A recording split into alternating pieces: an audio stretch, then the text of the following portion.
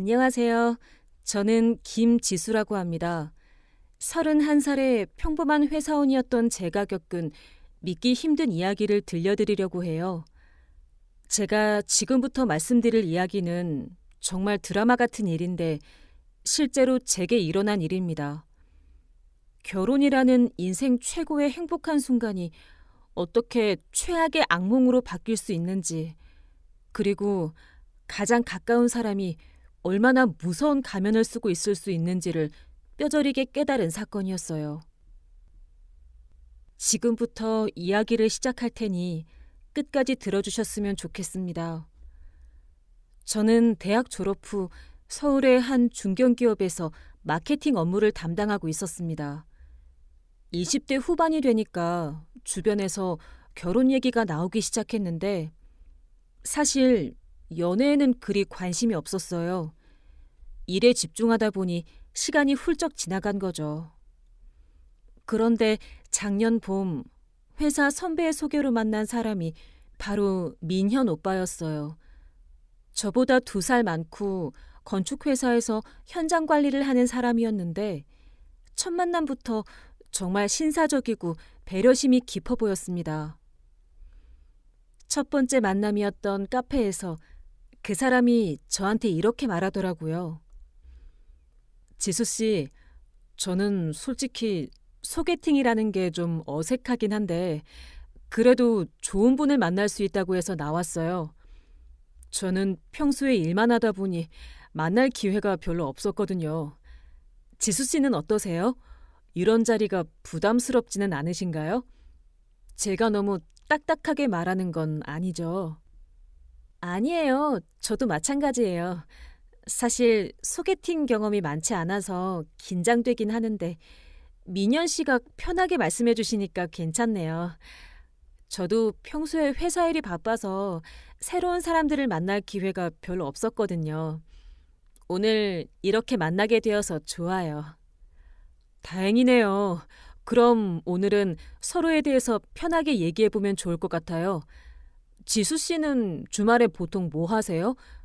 저는 건축 현장에서 일하다 보니 스트레스가 많은데 주말에는 보통 등산을 가거나 책을 읽으면서 시간을 보내거든요.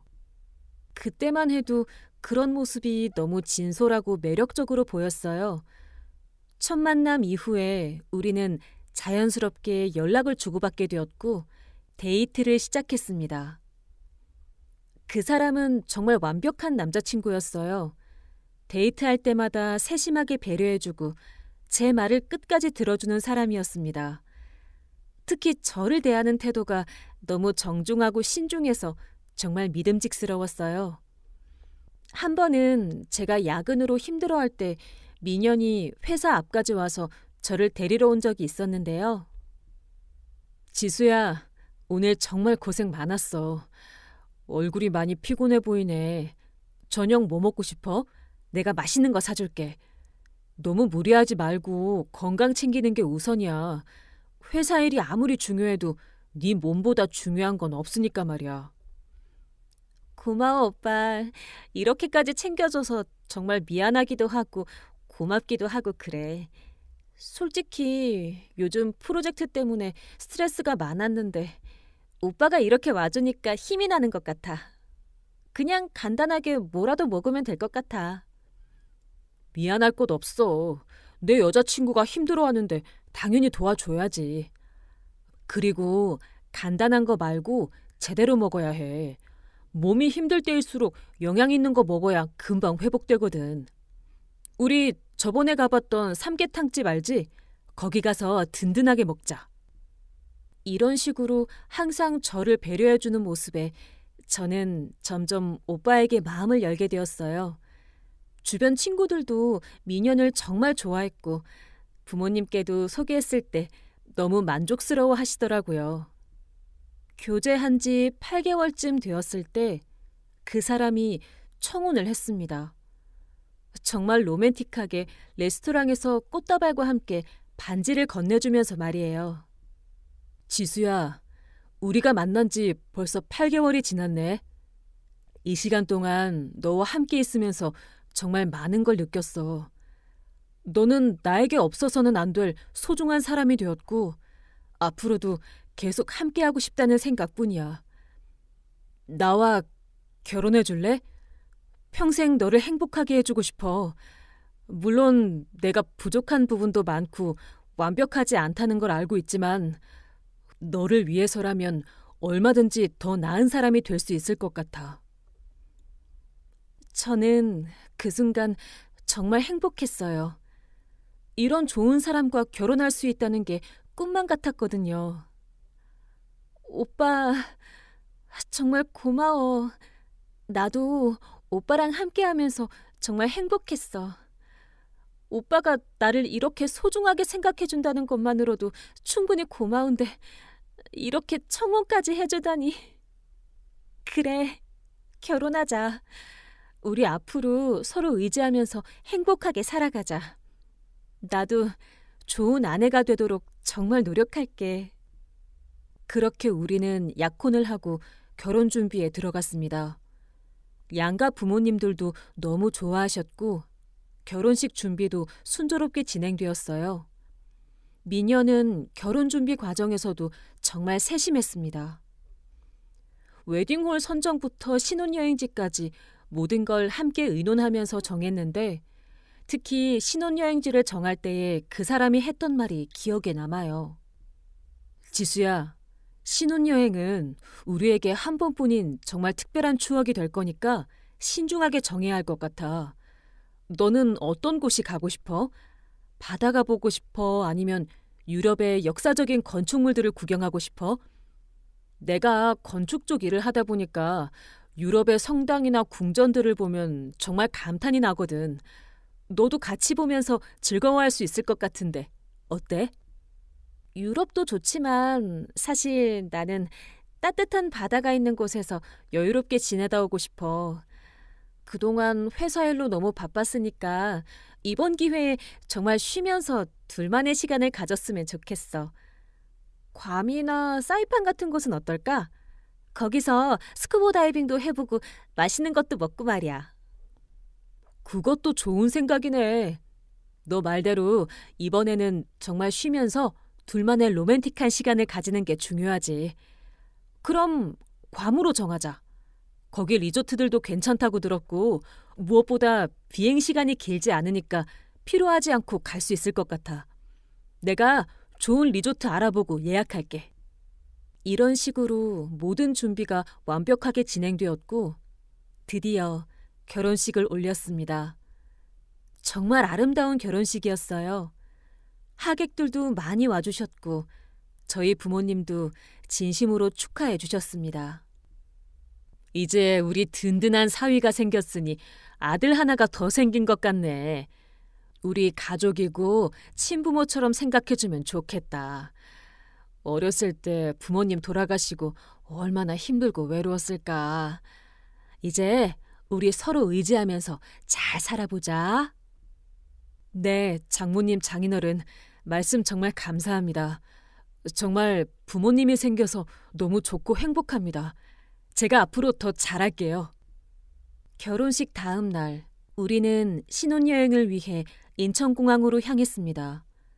괌으로 가는 비행기 시간은 오후 2시였는데 우리는 여유 있게 공항에 도착해서 체크인을 마쳤어요.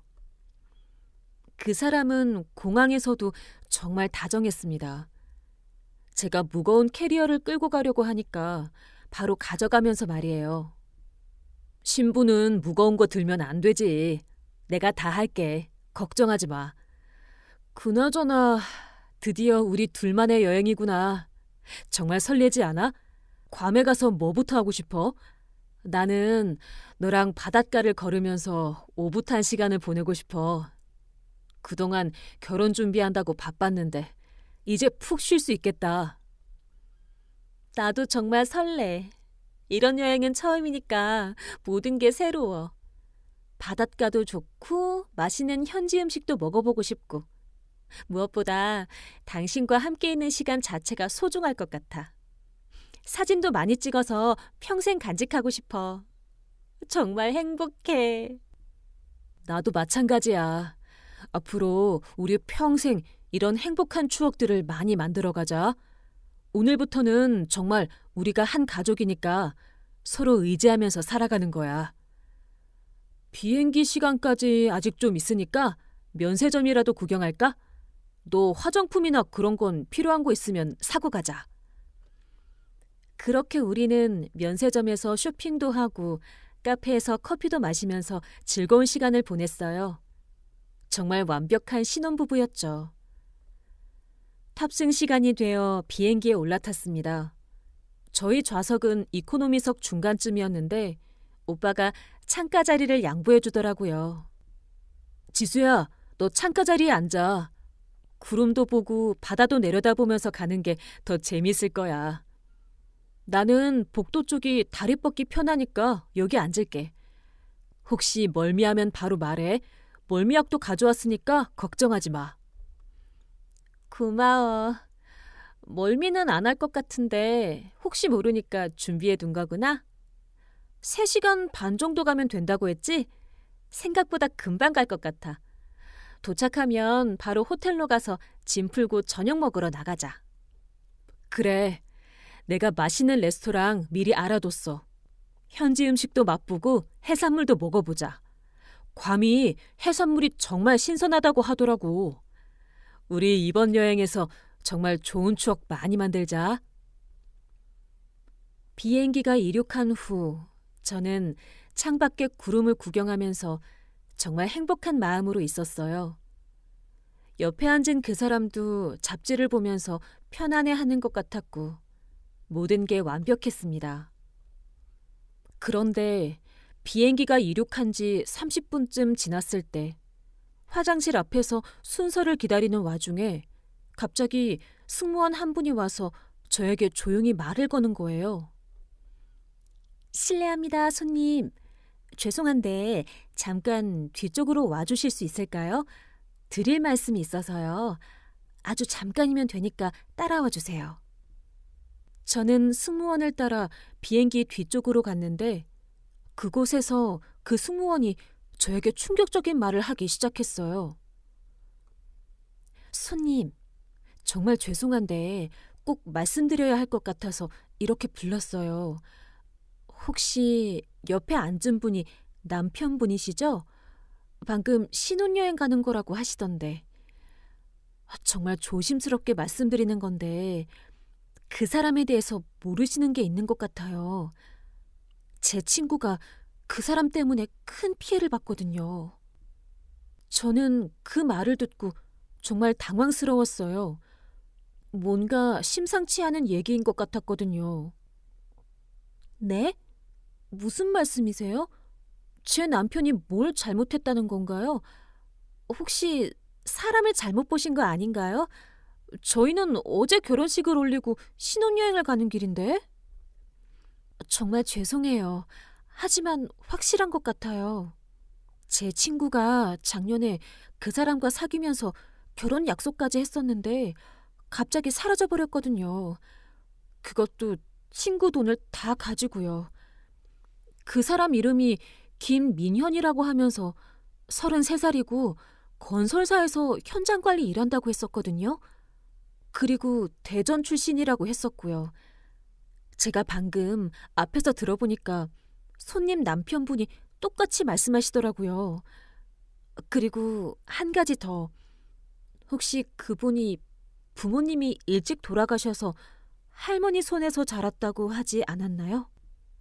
저는 그 말을 듣고 온몸에 소름이 돋았어요. 오빠의 이름, 나이, 직업, 출신지는 물론이고 부모님이 어릴 때 교통사고로 돌아가셔서 할머니가 키웠다는 얘기까지.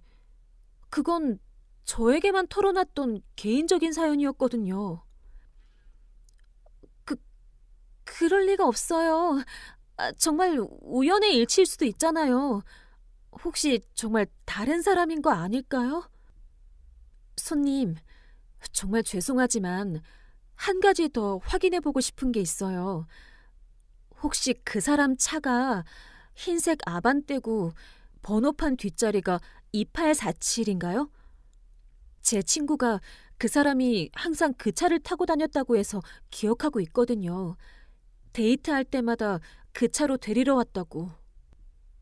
저는 그 순간 정말 머리가 하얗게 변하는 것 같았어요. 그 사람 차는 정말 흰색 아반떼였고 번호판 뒷자리도 정확히 2847이었거든요. 더 이상 우연의 일치라고 할 수 없는 상황이었습니다. 그, 그게 맞긴 한데, 하지만 정말 믿을 수가 없어요. 저희는 어제 결혼식을 올렸는데 그런 사람이랑 결혼을 했다는 게 정말 말도 안 돼요. 정말 죄송해요, 손님. 저도 이런 얘기를 하는 게 정말 마음이 아픈데 그냥 넘어갈 수는 없을 것 같아서요.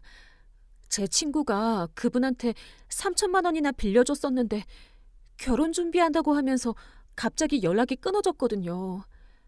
친구가 지금도 그 돈 때문에 정말 힘들어하고 있어요. 부모님께 빌린 돈까지 합쳐서 그분한테 줬었는데.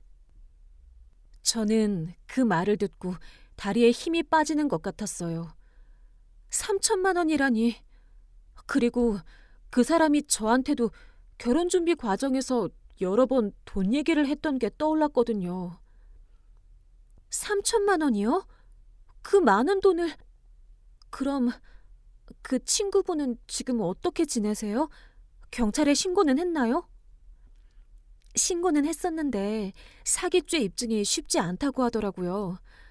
돈을 빌려준 정황은 있지만 결혼 약속을 했다는 걸 증명하기가 어려웠거든요. 그분이 워낙 교묘하게 했나 봐요. 친구가 너무 상처받아서 지금도 상담받고 있어요. 저는 친구가 너무 안쓰러워서 그분 얼굴을 절대 잊을 수 없거든요. 제가 충격에 빠져 있는데 승무원이 계속해서 더 자세한 얘기를 해주었습니다. 그리고 한 가지 더 말씀드리고 싶은 게 있어요. 제 친구 말로는 그분이 평소에 정말 완벽한 남자친구였대요. 데이트할 때도 너무 로맨틱하고 배려심 깊고 친구 부모님한테도 정말 잘하셔서 부모님들이 완전히 반하셨다고 하더라고요.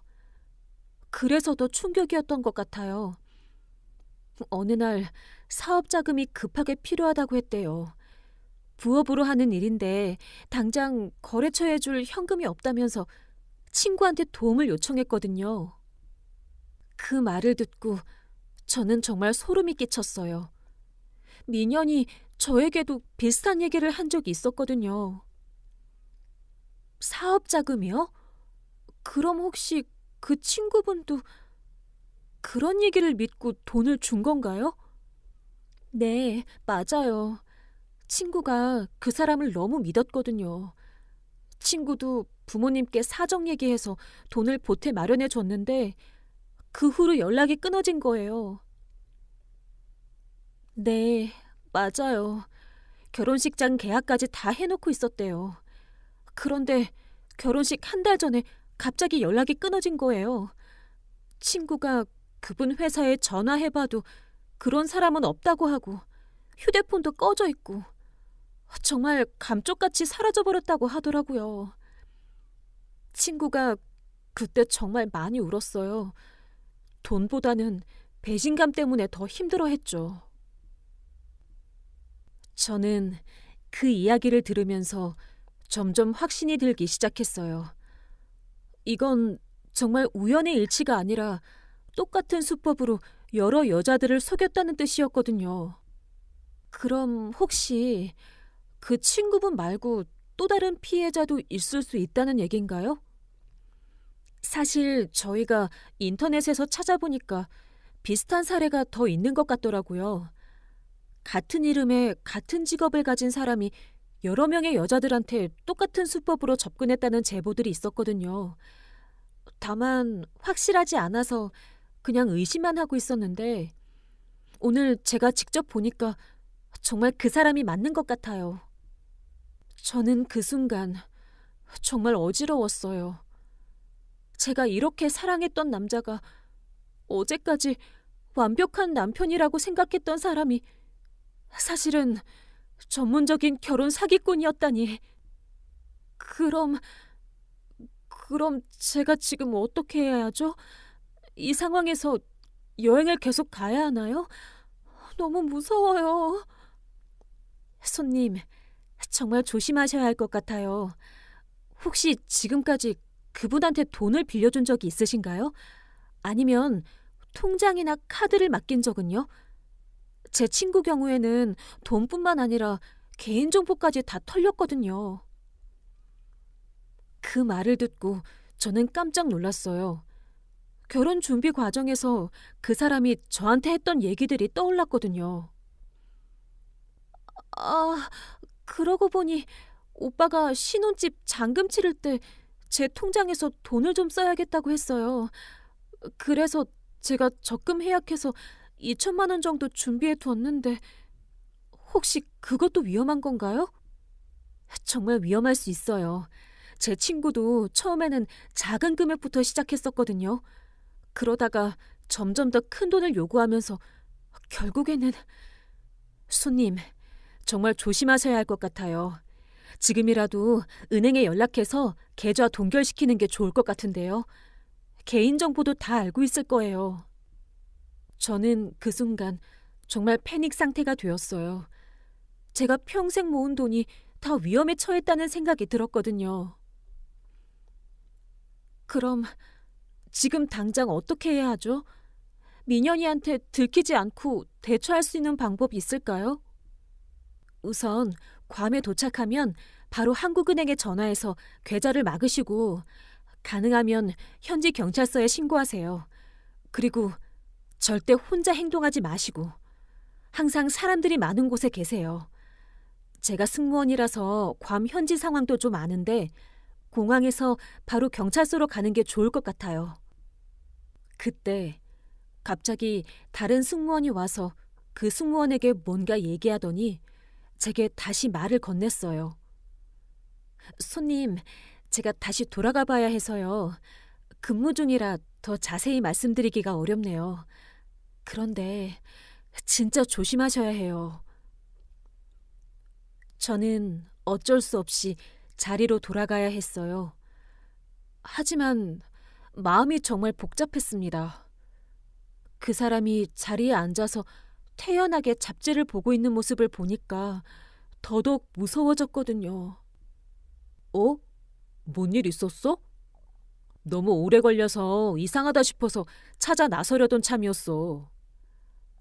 아, 별거 아니야. 화장실 줄이 길었는데 앞에 있던 사람이 오래 걸려서 좀 늦었어. 아, 그래? 다행이다. 나는 뭔가 문제 생긴 줄 알았네. 그나저나 괌까지 아직 2시간 정도 더 가야 하는데 좀 지루하지 않아? 영화라도 볼까? 아니면 잠깐 잘래?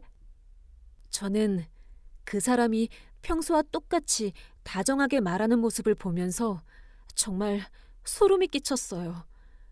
이 사람이 정말 사기꾼이라면 지금까지 제게 보여준 모든 모습이 다 연기였다는 얘기잖아요.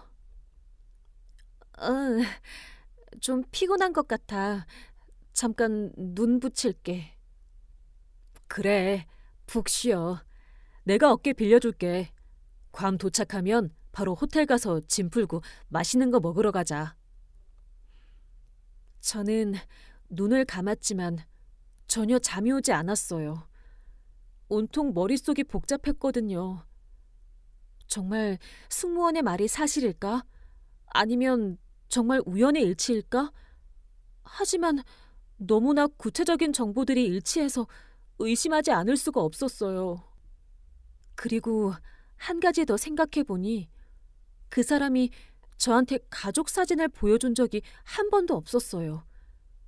부모님이 돌아가셨다고 해서 그런가 보다 했는데 지금 생각해보니 정말 수상했거든요. 할머니 사진이라도 있을 텐데 말이에요. 또 그 사람의 친구들을 만난 적이 거의 없었어요. 결혼식 때 와준 사람들도 대부분 회사 동료들이라고 했었는데 그것도 이상했죠. 평소에 그렇게 친한 친구가 없다는 게 말이 안 됐거든요. 그리고 그 사람이 저한테 과거 연애사 얘기를 할 때도 항상 애매하게 넘어갔어요. 구체적인 얘기는 안 하고 그냥 예전에 사귄 사람이 있긴 했는데 잘 안 됐다는 식으로만 말했었거든요. 이제야 그런 모든 것들이 의심스러워지기 시작했어요. 정말 저는 지금까지 완전히 속고 있었던 건가요? 저는 최대한 태연한 척했지만 속으로는 정말 무서웠어요. 이 사람이 정말 사기꾼이라면 괌에 가서 저한테 무슨 짓을 할지 알 수 없잖아요. 그런 시간을 보낸 후 드디어 비행기가 괌에 도착했어요. 기내 안내방송이 나오고 승객들이 하나씩 내리기 시작했는데 저는 정말 떨리고 무서웠습니다. 드디어 도착했네. 우리 신혼여행 시작이야. 설레지 않아? 호텔에서 체크인하고 짐 풀고 바로 바다 보러 가자. 그리고 내일 오전에 중요한 얘기도 있어. 중요한 얘기? 신혼집 관련해서 좋은 소식이 있거든. 내가 알아본 곳이 있는데 계약을 빨리 해야 할 것 같아. 자세한 건 내일 얘기하자. 저는 그 말을 듣고 등골이 오싹해졌어요. 승무원이 말한 대로 정말 큰 돈을 요구할 계획이었구나 싶었거든요. 비행기에 내리면서 저는 처음에 쪽지를 준 승무원을 찾아봤어요. 그 승무원이 마지막으로 저한테 작은 종이를 하나 건네주더라고요. 손님, 이거 꼭 보세요. 괌에서 도움받을 수 있는 연락처들이에요. 필요하시면 주저하지 마시고 연락 주세요. 저는 그 종이를 받아서 주머니에 넣었어요. 그 사람이 보면 안 될 것 같아서 얼른 숨겼죠. 입국 수속을 하는 동안 저는 계속 승무원이 준 종이가 주머니에 있다는 걸 의식하고 있었습니다. 그 사람이 옆에 있으니까 꺼내볼 수도 없고 정말 답답했어요. 드디어 입국 수속을 마쳤는데 그 사람이 짐 찾는 곳으로 가자고 하더라고요. 캐리어 찾고 나서 바로 택시 타고 호텔로 가자. 내가 정말 좋은 곳으로 예약해뒀어. 바다가 바로 보이는 오션뷰 룸이야. 우리 거기서 정말 로맨틱한 시간 보내자. 저는 그 말을 들으면서 정말 무서워졌어요. 혹시 그 사람이 저를 외딴 곳으로 데리고 가려는 건 아닐까. 그래서 저는 갑자기 이렇게 말했습니다. 오빠, 미안한데 갑자기 배가 너무 아파. 화장실 좀 다녀올게. 잠깐만 기다려줘. 어? 괜찮아? 비행기에서 뭔가 잘못 먹었나? 내가 같이 갈까? 아니야, 괜찮아. 여자 화장실이니까 혼자 갈게. 짐은 여기서 기다리고 있어. 저는 그렇게 말하고 공항 화장실로 갔어요. 그리고 화장실 안에서 승무원이 준 종이를 꺼내봤습니다. 거기에는 전화번호와 함께 간단한 메모가 적혀 있었어요. 혹시 위험한 상황에 처하시면 바로 경찰서로 가세요. 괜히 혼자 대처하려고 하지 마시고요. 괌 한인회 연락처와 현지 경찰서 번호 적어뒀으니 필요하시면 연락 주세요. 한인회 연락하면서 제 이름 대고 소개받았다고 하세요. 제가 여기 아는 분이 있거든요. 그리고 제 친구 연락처도 있으니 언제든 연락하세요. 저는 그걸 보고 정말 고마웠어요. 완전히 낯선 곳에서 혼자가 아니라는 느낌이 들었거든요. 저는 바로 한인회에 전화를 걸었습니다. 다행히 연결되었어요. 안녕하세요. 괌 한인회입니다. 안녕하세요. 저는 한국에서 온 관광객인데 정말 급한 상황이라서 전화드렸어요. 도움이 필요해서요. 대한항공 박수진 승무원이 연락해보라고 했어요. 무슨 일이시죠? 자세히 말씀해 보세요. 저는 조심스럽게 상황을 설명했어요. 남편이 결혼 사기꾼일 수도 있다는 것, 지금 혼자 외국에 나와 있어서 무섭다는 것을 말했죠. 정말 심각한 상황이네요. 수진이가 소개했다고요? 지금 어디 계세요? 절대 그분과 함께 호텔에 가시면 안 될 것 같은데요. 우선 공항에서 안전한 곳에 계시고 저희가 30분 후에 공항으로 나가겠습니다. 그때까지 절대 혼자 행동하지 마시고 사람 많은 곳에 계세요. 네, 알겠습니다. 정말 감사해요. 저는 전화를 끊고 정말 큰 결심을 했어요.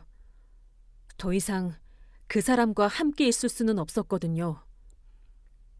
화장실에서 나와서 그 사람에게 갔는데 걱정스러운 표정으로 저를 맞아주더라고요. 지수야, 얼굴이 안 좋아 보여. 정말 괜찮아? 병원에 가봐야 하는 거 아니야?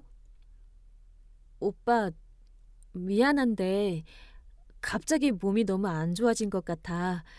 나 혼자 한국에 먼저 돌아가야 할 것 같아. 뭐? 갑자기 무슨 소리야? 우리 신혼여행인데 혼자 돌아간다는 게 무슨 말이야? 괌에 병원도 있고 내가 다 챙겨줄게. 아니야, 정말 미안해. 나 지금 상태로는 여행을 계속할 수 없을 것 같아. 오빠는 여기서 여행하고 나는 먼저 들어갈게. 지수야, 뭔가 이상해. 갑자기 왜 이래? 비행기에서 뭔 일 있었어? 승무원이 뭐라고 했던 거야? 저는 그 사람이 점점 다그치는 모습을 보면서 더욱 무서워졌어요. 그래서 거짓말을 했습니다. 아무것도 없었어. 그냥 몸이 안 좋아서 그래. 그럼 내가 같이 돌아갈게. 신혼여행을 혼자 보낼 순 없어. 아니야. 오빠라도 여기서 쉬다 와. 나는 정말 괜찮으니까 먼저 갈게. 화장실 좀 다시 다녀올게. 배가 너무 아파서. 저는 다시 화장실로 도망쳤어요. 그리고 화장실에서 30분 정도를 버텼습니다. 그 사람이 중간중간 문을 두드렸지만 너무 아프다며 나가지 않았어요. 지수야, 정말 괜찮아? 너무 오래 있는 것 같은데. 병원에 가야 하는 거 아니야? 괜찮아. 금방 나갈게. 30분이 지나고 저는 조심스럽게 화장실에서 나왔어요. 그 사람이 걱정스러운 얼굴로 저를 보더라고요. 지수야, 얼굴이 너무 안 좋아. 정말 병원에 가봐야겠어. 호텔에 가서 우리 병원 알려달라고 하자. 아니야. 여기 공항이니까 직원들에게 물어볼게. 여기서 잠깐만 쉬고 있어. 알겠어. 나는 여기서 좀 쉬고 있을게. 이렇게 말하면서 한인회화의 전화에서 말했던 위치에서 쉬는 척을 하면서 시간을 보냈습니다. 얼마나 가슴이 두근거리고 떨렸는지 몰라요. 그렇게 5분쯤 있었는데 그때 한인회에서 보낸 직원분이 저에게 다가왔습니다. 혹시 이지수 씨 맞으신가요? 저 한인회에서 나왔습니다. 아, 네. 정말 감사합니다. 뭐야? 이분이 누구시길래? 지수야, 도대체 무슨 일이야? 지수 씨, 우선 안전한 곳으로 가시죠. 경찰서에서 상담받아 보시는 게 좋겠어요. 경찰서? 뭔 소리야? 지수야, 너 지금 뭘 하고 있는 거야? 저는 더 이상 숨길 수 없다고 생각했어요. 오빠, 나 다 알고 있어. 오빠가 누구인지 뭘 하려고 했는지. 오빠가 사기꾼이라는 거 말이야. 뭐? 사기꾼? 너 지금 무슨 소리 하는 거야? 나는 네 남편이야. 남편? 오빠 이름부터가 가짜잖아. 다른 여자들한테도 똑같은 짓을 했다며? 3천만 원씩 빼앗고 잠적하는 거 말이야. 그 사람의 표정이 순간 변했어요. 지금까지 보여줬던 다정한 모습이 완전히 사라지고 차갑고 날카로운 표정이 되더라고요. 어떻게 사람이 그렇게 한순간에 변할 수 있는지 정말 무서웠습니다. 누가 그런 헛소리를 했어? 증거라도 있어? 너 지금 나를 모함하고 있는 거야? 증거는 오빠 핸드폰에 다 있잖아. 다른 여자들과의 메시지, 내 개인정보 메모, 모든 게 다 남아있더라. 나한테서 1,000만 원 받은 것도 모자라서 이번 여행에서 더 뜯어낼 계획이었지? 그 사람이 당황하는 기색이 역력했어요. 하지만 여전히 발뺌을 하려고 하더라고요. 그게 무슨... 나는 정말 너를 사랑해서 결혼한 거야. 오해가 있는 것 같은데? 지수 씨, 더 이상 이야기하지 마시고 경찰서로 가시죠. 여기서 계속 있으면 위험할 수 있어요. 저는 한인회 직원과 함께 경찰서로 향했습니다. 그 사람은 계속 뒤따라오면서 무슨 말을 하려고 했지만 경찰서 직원들이 저를 보호해 주었어요. 경찰서에서 상황을 설명하니 바로 수사에 착수하겠다고 하더라고요. 이런 케이스가 최근에 많이 늘고 있어요. 저희가 바로 한국 경찰과 협력해서 수사하겠습니다. 아니, 지수야. 이게 무슨 일이야. 내가 사기꾼이라니. 어떻게 나한테 이럴 수 있어. 우리 사랑하는 사이잖아. 야, 이지수, 대답 좀 해봐. 이렇게 그 사람은 계속 발뺌을 하면서 수사에 협조적이지 않았어요.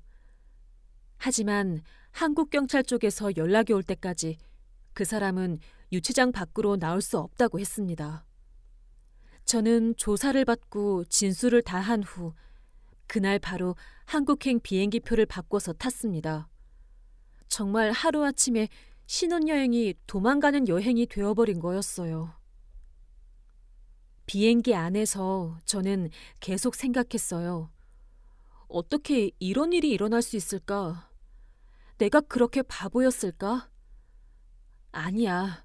나쁜 마음을 먹고 작정하고 속이면 누구든 이렇게 속았을 거야. 어떻게 남편이 될 사람이 이런 나쁜 놈인지 알았겠어. 하면서 온갖 생각을 했습니다. 좌절감도 많이 느꼈어요. 하지만 지금 중요한 건 앞으로 어떻게 해야 하느냐였습니다. 그 사람이 제 개인정보와 은행정보를 가지고 있으니 최대한 빨리 대처해야 했거든요. 정말 미친 듯이 도망쳤다는 표현이 딱 맞았어요. 괌 공항에서 그 사람의 정체를 확인한 순간부터 저는 정말 미친 사람처럼 도망쳐 나왔거든요. 그 순간의 공포와 충격을 지금도 잊을 수 없습니다. 그렇게 비행기를 다시 타고 한국에 도착해서 공항에 데리러 나온 친구 은정이와 만났을 때 저는 정말 많이 울었어요. 그동안 혼자 견뎌온 충격과 두려움이 한꺼번에 터져나왔거든요. 지수야, 정말 고생 많았어. 그런 무서운 일을 혼자서 어떻게 견뎠냐? 그래도 큰일 당하기 전에 알아서 다행이야. 진짜 영화 같은 일이 실제로 일어나다니. 이 나쁜 놈을 빨리 벌 줘야 하는데 진짜 치가 떨린다. 우리 착한 지수에게 어쩌다 이런 놈이 꼬여서.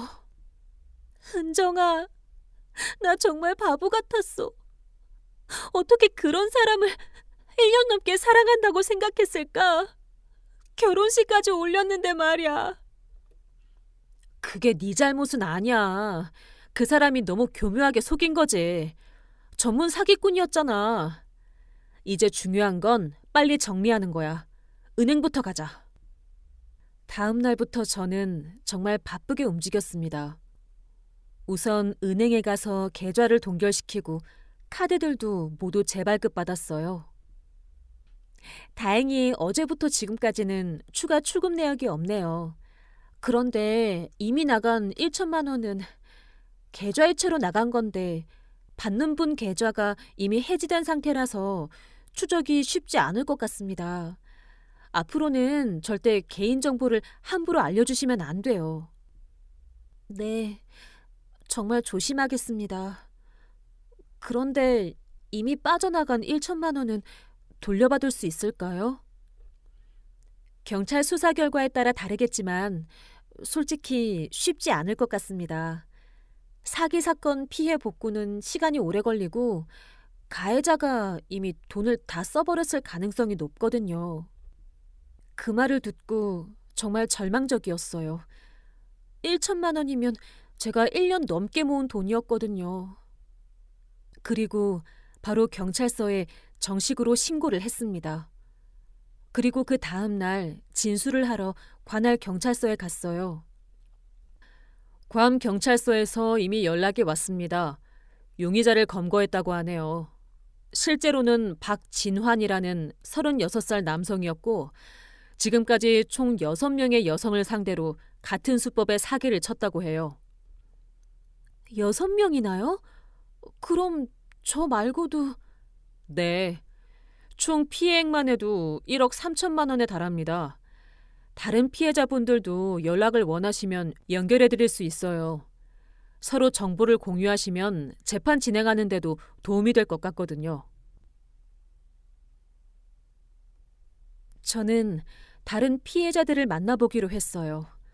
같은 경험을 한 사람들끼리 위로도 받고 함께 대처하는 게 좋을 것 같았거든요. 일주일 후 경찰서에서 주선으로 피해자 모임이 있었어요. 총 5명이 모였는데 모두 비슷한 연령대의 여성들이었습니다. 첫 번째 피해자인 수진 씨를 만났는데 정말 안타까웠어요. 저는 3천만 원을 잃었어요.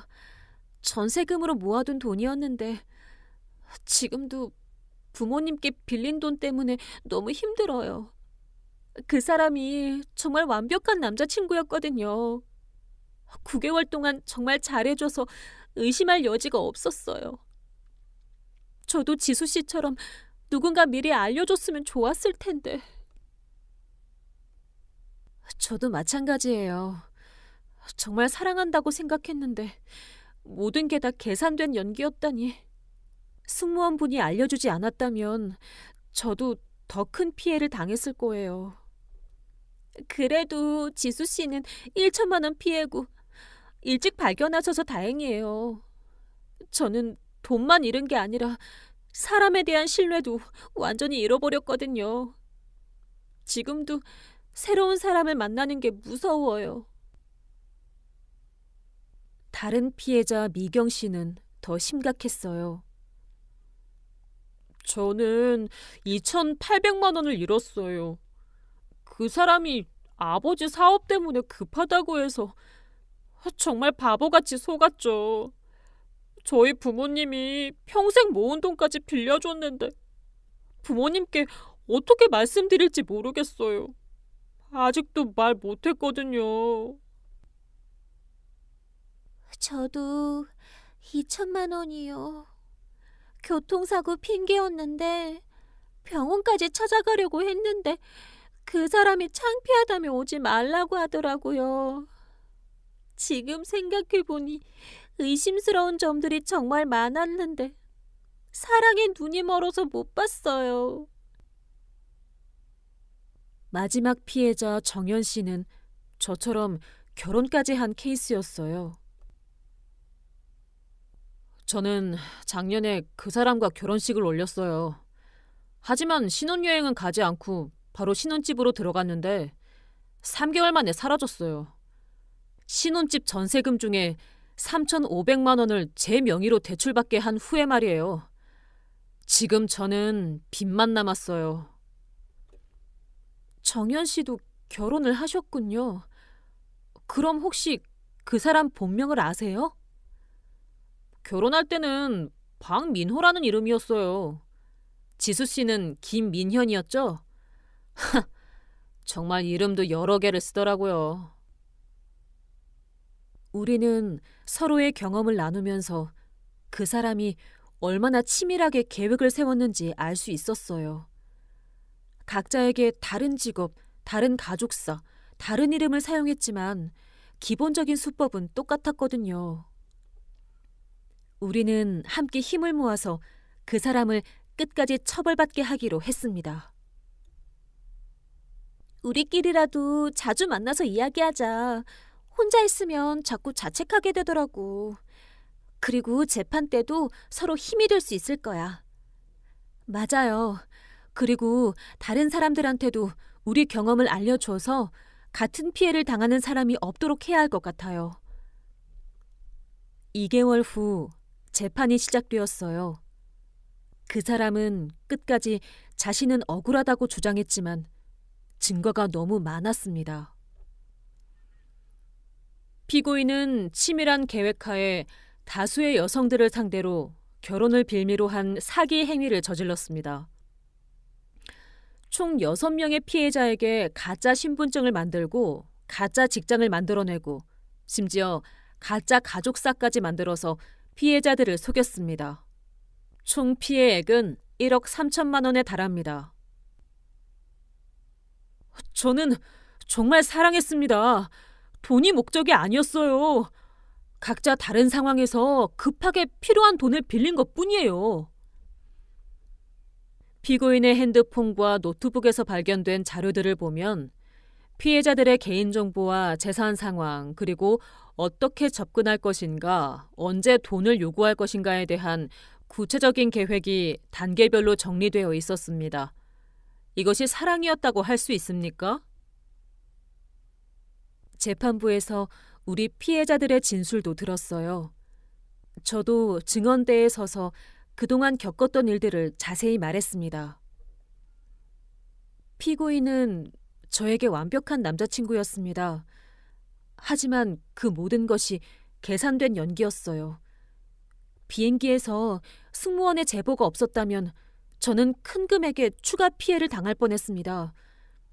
이 사람 때문에 저뿐만 아니라 다른 피해자들도 정말 큰 상처를 받았어요. 단순히 돈의 문제가 아니라 인간에 대한 신뢰를 잃게 만든 거예요. 저는 그 사람 때문에 3천만 원을 잃었을 뿐만 아니라 부모님께 거짓말까지 하게 되었습니다. 지금도 부모님은 제가 사업 실패로 돈을 잃었다고 알고 계세요.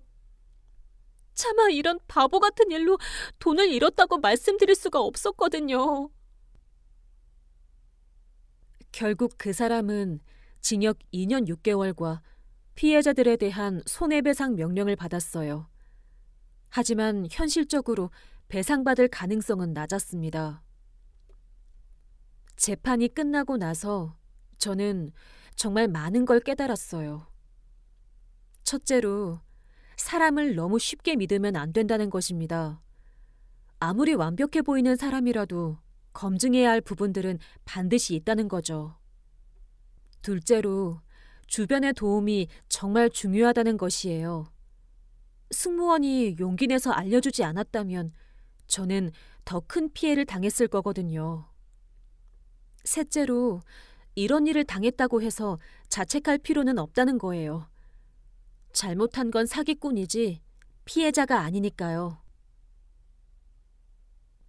지금은 10개월이 지났습니다. 처음엔 정말 힘들었지만 가족과 친구들의 도움으로 많이 회복했어요. 무엇보다 제일 감사한 건 그 대한항공 승무원 박수진 씨예요.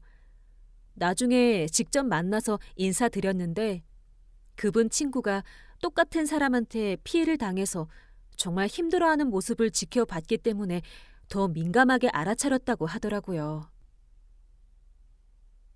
제 친구가 그 사람 때문에 정말 많이 힘들어했거든요. 3천만 원이라는 큰 돈을 잃고 지금도 정신과 치료를 받고 있어요. 그래서 그 사람 얼굴을 절대 잊을 수가 없었거든요. 비행기에서 보는 순간 이 사람이다 라는 생각이 들어서 그냥 지나칠 수가 없었던 거예요.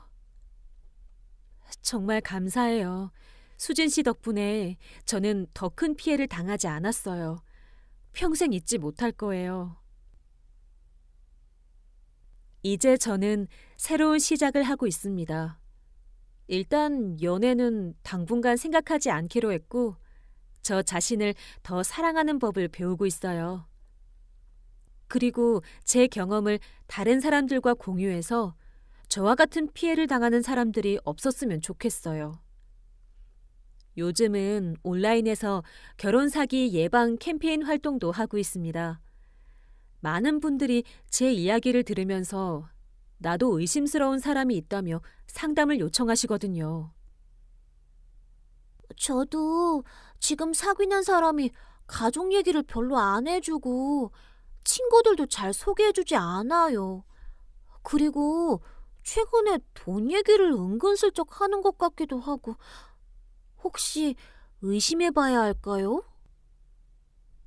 일단 의심스럽다면 천천히 지켜보세요.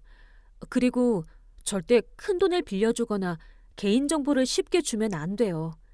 진짜 사랑한다면서 돈을 요구하는 사람은 일단 의심해 보시는 게 좋아요. 저처럼 되지 마시고요. 저는 이제 이런 상담 활동이 제 새로운 사명이라고 생각해요. 제가 당한 일이 다른 사람들에게는 교훈이 되었으면 좋겠거든요. 그리고 다른 피해자분들과도 계속 만나면서 서로 위로하고 있어요. 수진 씨는 이제 새로운 직장에서 잘 지내고 있고, 미경 씨는 부모님께 사실을 털어놓고 용서받았다고 하더라고요. 지수야, 우리가 이렇게 서로 의지하면서 버텨내니까 정말 다행이야. 처음엔 정말 죽고 싶을 정도였는데, 이제는 새로운 삶을 시작할 용기가 생겼어. 맞아. 그리고 우리가 이런 활동하면서 다른 사람들한테 도움이 되는 것 같아서 보람도 느껴져. 우리 경험이 헛되지 않았구나 싶고. 여러분도 혹시 연애를 하시거나 결혼을 준비하실 때 상대방에 대해 충분히 알아보시고 주변 사람들의 의견도 들어보세요. 그리고 무엇보다 자신의 직감을 믿으시길 바라요. 사랑에 빠지면 판단력이 흐려질 수 있지만 그럴 때일수록 더욱 신중해야 한다는 것을 잊지 마세요. 갑자기 급한 일이 생겼다며 큰 돈을 요구할 때, 가족이나 친구들을 제대로 소개해주지 않을 때, 과거 얘기를 구체적으로 말해주지 않을 때, 회사나 집 주소를 정확히 알려주지 않을 때 등등 이런 신호들이 보이면 반드시 의심해 보시기 바랍니다. 제가 겪은 끔찍한 경험이 다른 분들께는 좋은 교훈이 되기를 바라면서 여기서 제 이야기를 마치겠습니다. 끝까지 들어주셔서 정말 감사합니다.